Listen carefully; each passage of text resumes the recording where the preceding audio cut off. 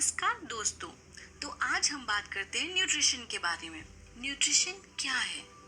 हमें जो खाने से मिलता है और वो हमारी बॉडी के लिए बहुत ज़रूरी है। सर्वाइविंग के लिए हमारी बॉडी को एनर्जी देता है, डेवलपमेंट के लिए, ग्रोथ के लिए, बॉडी को रेगुलेट करता है और प्रोटेक्ट करता है इन्फेक्शंस और एलर्जी से। वो न्यूट्रिशंस कहलाते हैं।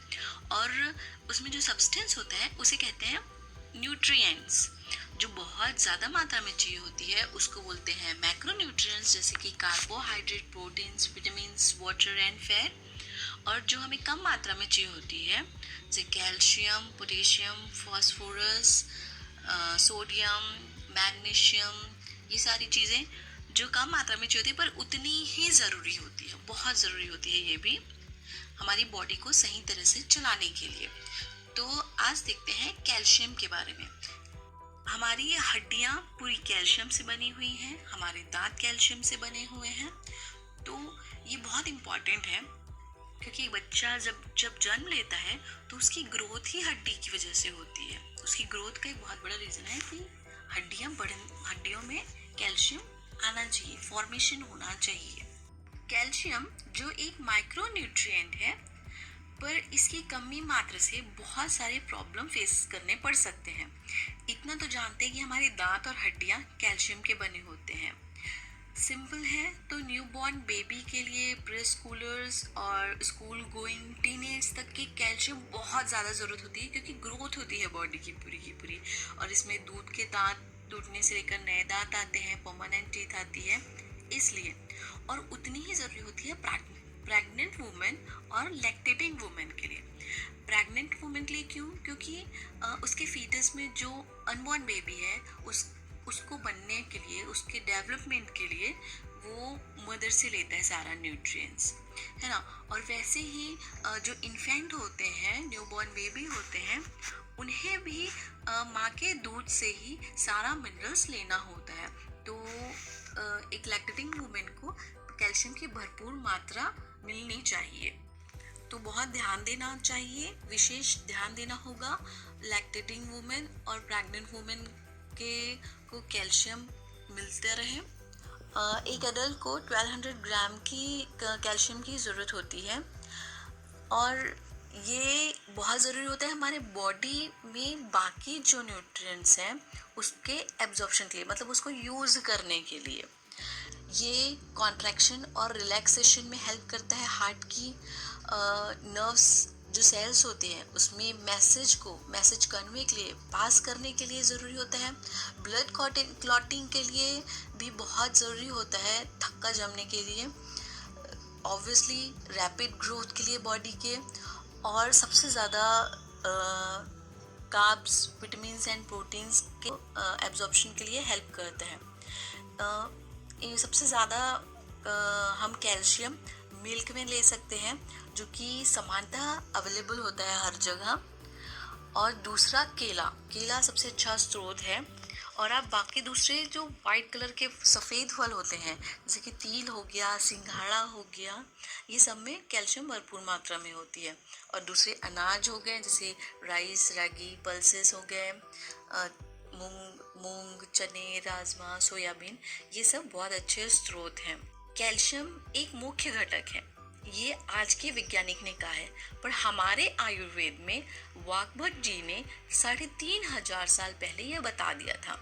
आज के वैज्ञानिक तो बस इसे सिद्ध कर रहे हैं, प्रूव करने में लगे हैं कि अगर कैल्शियम की कमी हुई तो हमें 8 या 10 रोग नहीं, हमें 50 तरह की बीमारी हो सकती है इसकी कमी से। अधिकता से भी कुछ बीमारी होती है कि क्या बीमारी हो सकती है? वो सारी तरह के जो दर्द हैं, शारीरिक दर्द हैं, जैसे मांसपेशियों का दर्द, हड्डियों का दर्द, जोड़ों का दर्द और हड्डियों की विभिन्न तरह की विकृतियाँ, ये कैल्शियम की कमी से होता है।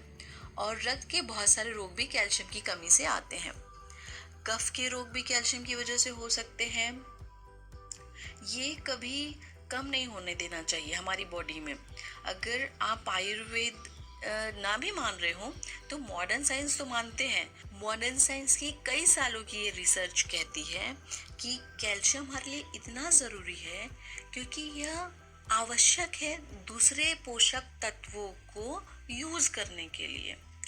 ये एक लाइन होता है कि ये इतना आवश्यक है कि दूसरे पोषक तत्व को यूज़ करना है तो कैल्शियम हमारी बॉडी में ज़रूरी है। जैसे विटामिन ए हो गया, विटामिन बी हो गए, विटामिन डी हो गए, के विटामिन के हो गए, प्रोटीन्स हो गए, कार्बोहाइड्रेट्स हो गए, फैट हो गए, ये सबको यूज़ करेगी बॉडी, उसके लिए कैल्शियम बहुत ज़्यादा ज़रूरी है। अगर आपके शरीर में कैल्शियम की मात्रा कम हो गई तो आपको तुरंत तो पता नहीं चलेगा, धीरे धीरे कुछ ना कुछ थोड़ी थोड़ी प्रॉब्लम आती रहेगी। उसके बाद जब ये बहुत ज़्यादा बढ़ जाएगी तो आपको लगेगा कि यार ये क्या हो गया, और आप डॉक्टर्स के चक्कर लगाएंगे। वो आपको कैल्शियम विटामिन्स नहीं, मल्टीविटामिन्स ये सब के टैबलेट्स देंगे, एलोपैथी वाले। और ये हमारी बॉडी की को मतलब भरपाई तो नहीं करते हैं पूरी, थोड़ी बहुत होती है, लेकिन बॉडी के दूसरे ऑर्गन्स के लिए हार्मफुल होता है, तो वो सही नहीं है। हमें नेचुरल कैल्शियम चाहिए होता है। आयुर्वेद कहता है हमारे जीवन में 40 से 45 वर्ष की उम्र तक जो हम खा रहे होते हैं वो कैल्शियम इजीली मिल जा रहा है। मतलब यदि आप सारे फ्रूट्स खा रहे हैं, फल खा रहे हैं, सब्जियां खा रहे हैं और दालें खा रहे हैं, दूध पी रहे हैं रेगुलर, तो आपको कैल्शियम भरपूर मिल रहा है, तो चिंता की ज़रूरत नहीं है। लेकिन अगर 40-45 के बाद आप ये भी खा रहे हैं, ये सब चीज़ें भी खा रहे हैं, तो कैल्शियम की मात्रा एब्जॉर्ब करने की वो स्लो हो जाती है। जैसे कि वुमेन्स में होता है, मेंसेस बंद हो जाने के बाद आफ्टर 45 ये अवशोषित नहीं कर पाते हैं, तो तकलीफ होती है, बहुत तरह की तकलीफें आती हैं लेडीज को। और आयुर्वेद कहता है हमारे जीवन में 40 से 45 की उम्र तक के जो भी हम खा रहे हैं, जैसे कि आप सारे फल खा रहे हैं, सब्जियां खा रहे हैं, दालें अनाज खा रहे हैं, तो आपको भरपूर मात्रा में कैल्शियम मिल जाता है। दूध से भी मिल जाता है, सिट्रस फ्रूट्स है, केला है जो सबसे बड़ा अच्छा स्रोत है कैल्शियम का, तो आपको दिक्कत नहीं होगी। लेकिन आफ्टर 45 जब फीमेल्स की मेंसेस साइकिल बंद हो जाते हैं तो कैल्शियम का एब्जॉर्प्शन बहुत स्लो हो जाता है, और जो भी हम ये सब खा रहे हैं इसकी भरपाई नहीं हो पाती, इसकी पूर्ति नहीं हो पाती है शरीर में, और उतना शरीर को लगता नहीं है। तो और जैसे कि पता है इसके बाद बहुत सारे प्रॉब्लम्स देखने को मिलते हैं, कमजोरी थकान सी भी आती है, हार्मोनल चेंजेस होते हैं। तो यही है कि अब हमको इसकी सप्लाई मीन्स नेचुरल सोर्स चाहिए जो कि इसकी भरपाई कर सके पूरी तरीके से।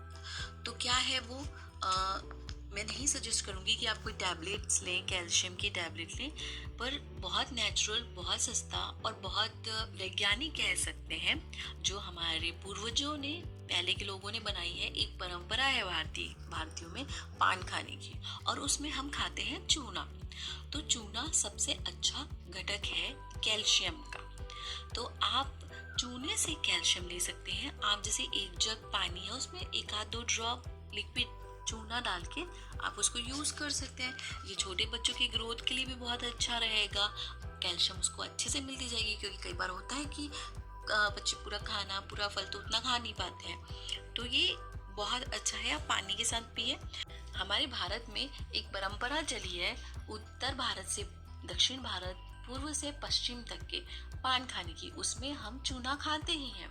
तो चूना के साथ में सौंफ, अजवाइन या गुलकंद ले लीजिए, और ये आपके खाने को बहुत अच्छी तरह से डाइजेस्ट करता है। पान मैंने बचपन में सुना था, हम करते भी थे कि पान कफ नाशक भी है।